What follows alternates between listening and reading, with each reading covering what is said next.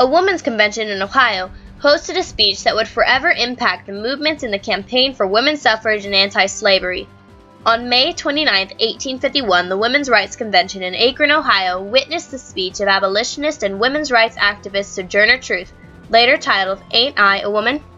Born with the name of Isabel Bonfrey, Truth had been in slavery since birth. She experienced much of the crueler aspects of slavery as a youth. Beaten and abused by her former master, Truth finally left the oppression of slavery after the promise was broken that would have set her free as a result of the New York anti-slavery law of 1827. By 1843, she changed her name to Sojourner Truth and became an activist for human rights, eventually leading her here to this moment at the convention of 1851.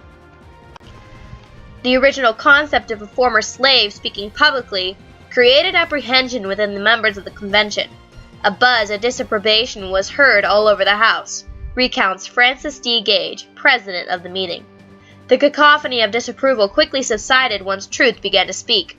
All eyes were fixed upon this woman, with her head up high and a commanding presence. When she spoke, the people listened.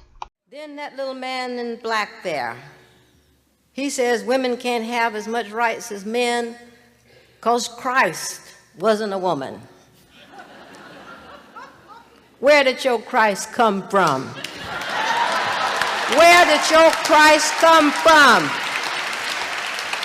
From God and a woman. Man had nothing to do with him. Sojourner Truth's speech brought forth bold statements that most women would falter at saying.